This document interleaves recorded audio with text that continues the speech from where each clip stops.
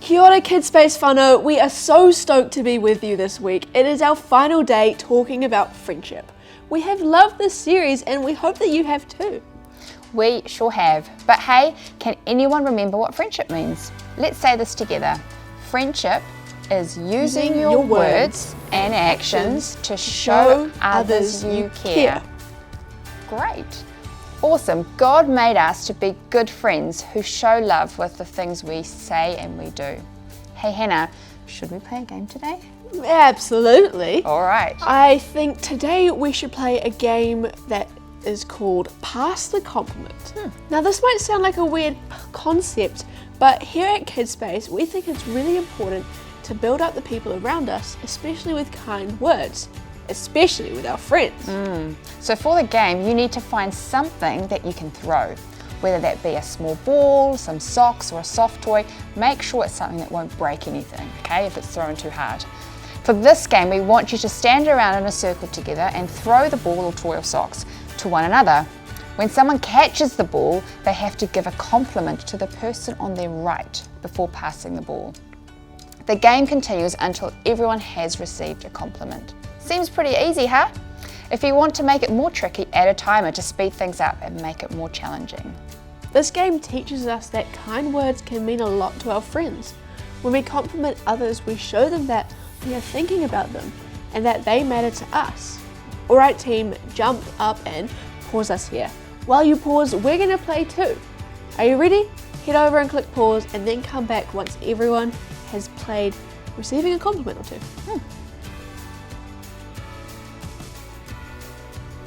That game was amazing. Hannah told me she appreciates my friendly hello to her in the morning, and I told Hannah that I loved her hugs. It was so nice to use kind words with a good friend. But hey, that leads us into our worship song today. I'm so thankful that we have a friend like Jesus. Let's sing that together as we worship.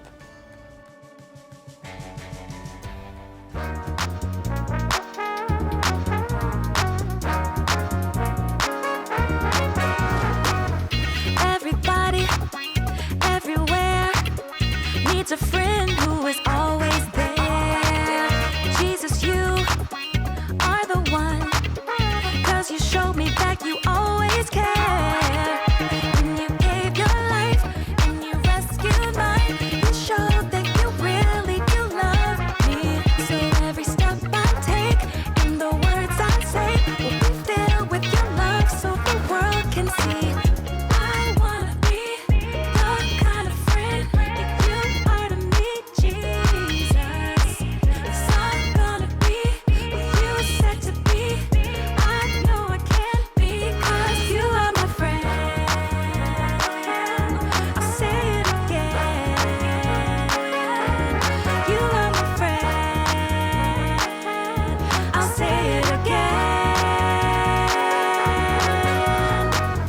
I can trust you, will never leave, 'cause you said that you'll always be there for me, and you kept your word, so I know it's true, and now I can do the same things you do. When you gave your life and you rescued mine, you showed that you really do love me. So every step I take and the words I say will be filled with your love so the world can see. I wanna be the kind of friend that you are to me, Jesus. 'Cause I'm gonna be what you said to be.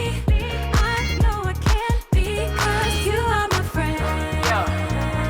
You are my friend. Say it Yeah. again. You are my friend. You are my friend. I'll say it again. I'll say it again. I'll say it again. Yeah. You show me love. You show me grace. I carry you with me to every place. Love one another, all my sisters and brothers. And when I'm in trouble, you show me you love me, Jesus. When you gave your life, made a sacrifice.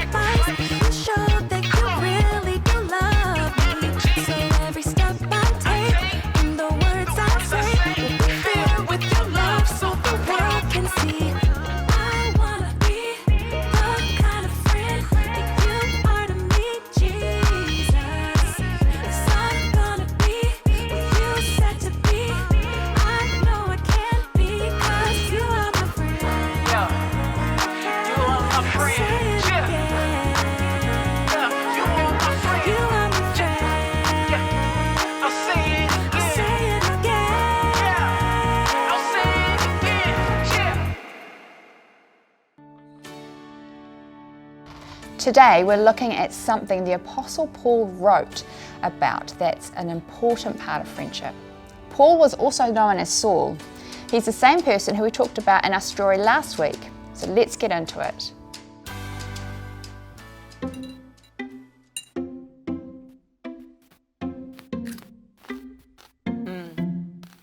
Welcome to Story Lab. This week, we're talking about friendship. And we take a look at one of the most important things to keep a great friend. This episode of Story Lab is now in session.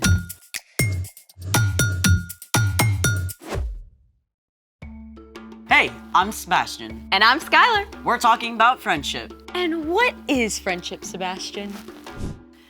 It's using your words and actions to show others you care, Skylar.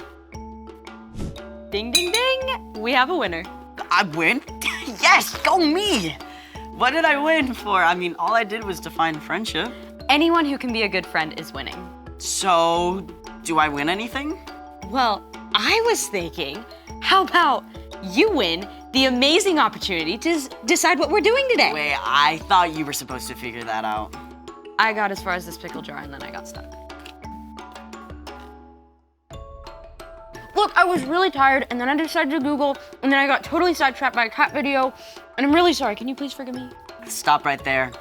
I need to fully take in this moment. What? The moment where you don't have everything completely perfect and put together. Mountaintop experience, huh? It's amazing. Okay, now you've had your little moment. Can you help us out with the situation that does not feel very harmony-us? Trust me, my friend, I'm hatching a plan. Good. What is it? Oh, I remember doing this a lot as a kid. Tapping on a jar filled with brine? More or less. So, let's make it! Should I pour this out? Nope, keep that jar right there. Okay, yes, sir. What are we doing? Step 1, line up 7 clear jars. It's easier if they're all the same size. Step 2, fill the first jar just below the rim.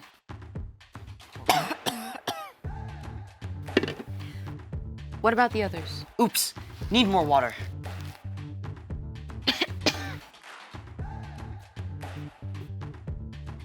Okay, I'm back. Okay, so the second jar gets about a quarter cup less. Hey, what happened to my water? Oh, sorry, I didn't realize it mattered exactly You how drank much. the experiment? I was thirsty after all those pickles! You do the rest. Sorry. Okay, how much? Just a quarter cup less in each jar. I'll go get more water. Are we ready?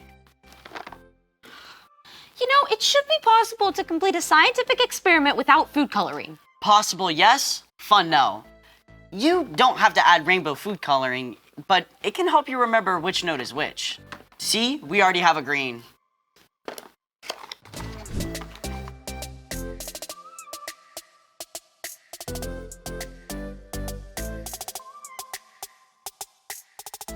Do you want to tell everyone what we have here? This, my friends, is a water xylophone. So cool. Can I try? I won't mess it up anymore. Promise. Okay, fine. Thank you.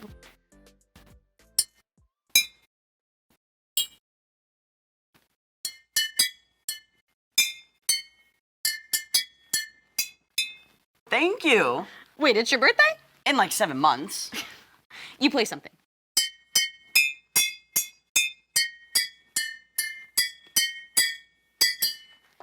Is that Ode to Joy? I'm impressed. Okay, do it.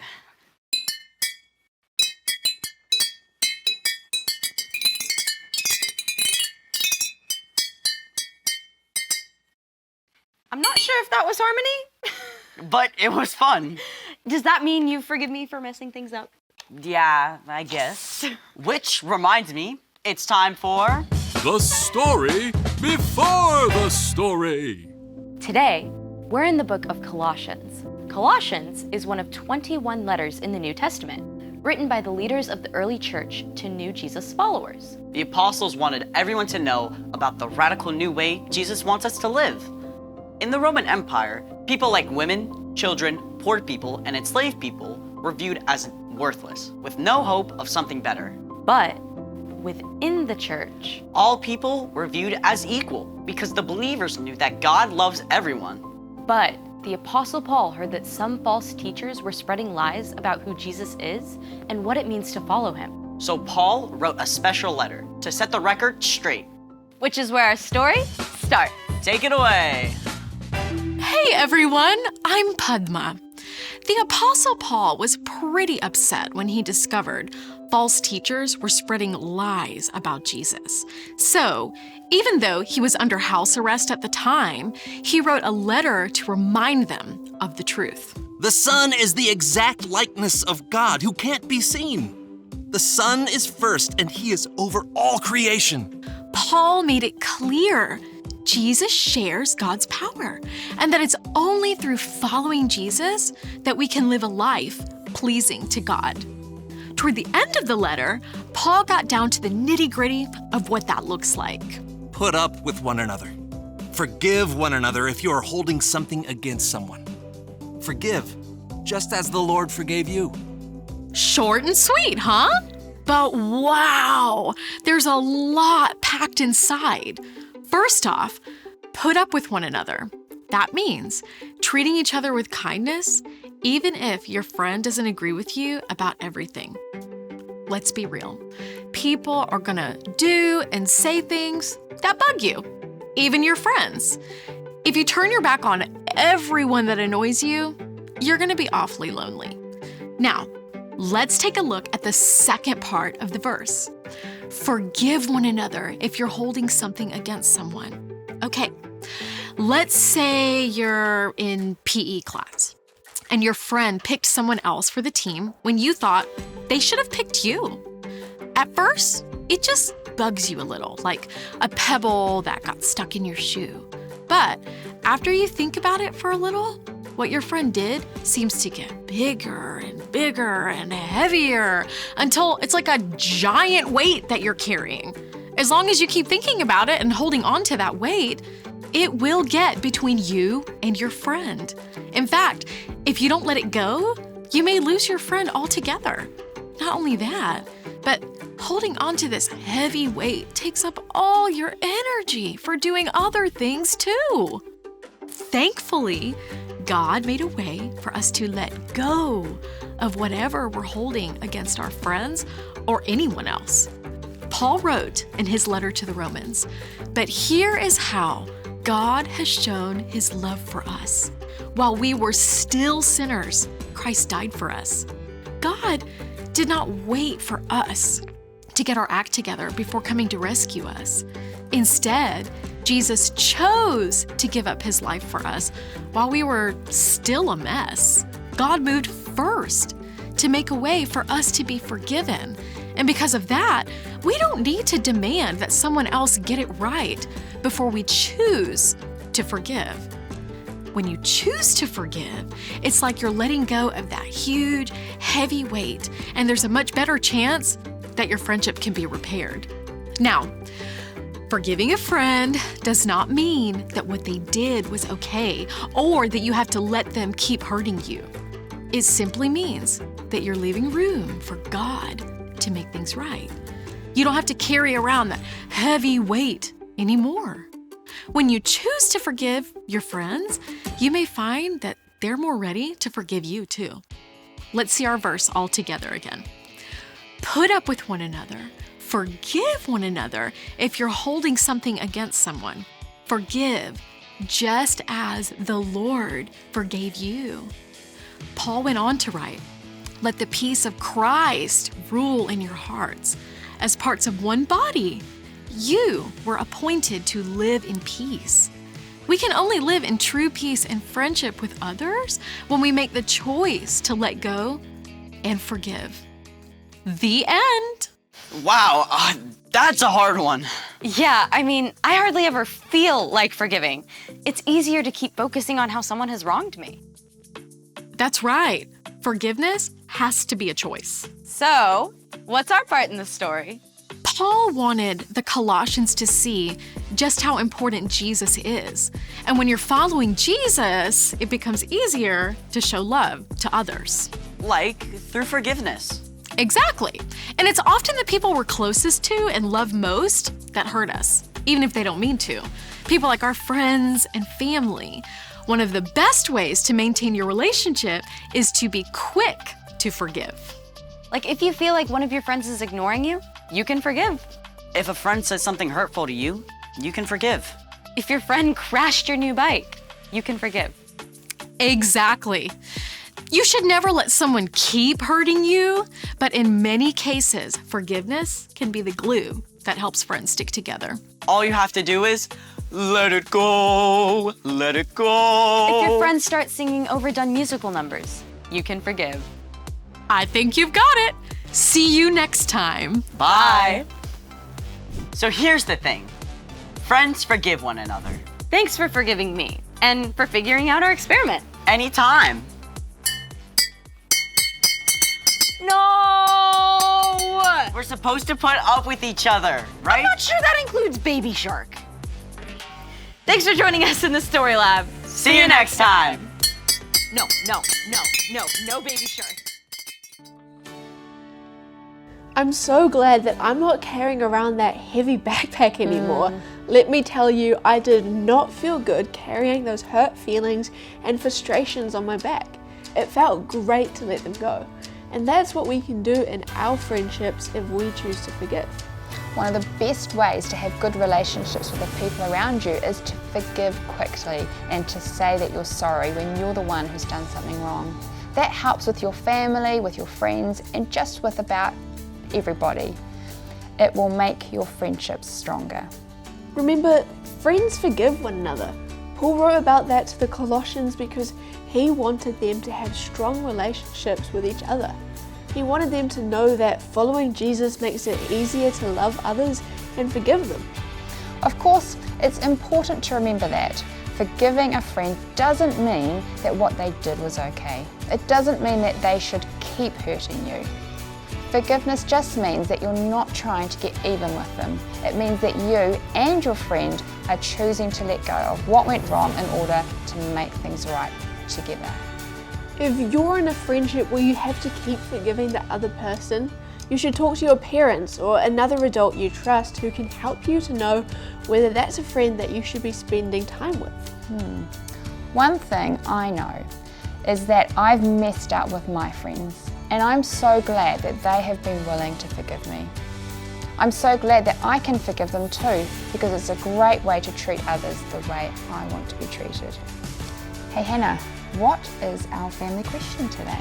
Our family question for today is, why is forgiveness important? What happens if we decide not to forgive? Is forgiveness just for small stuff, or do we need to learn how to do it for the big stuff too? This is going to be a great conversation for you to have with your family. The people around you would love to unpack some of these ideas even more. Then, once you're done, spend some time in prayer. Ask God to help us to be more like Him in the way that we forgive. We have loved spending time with you this month, learning all about friendship, and we'll see you next week. See you.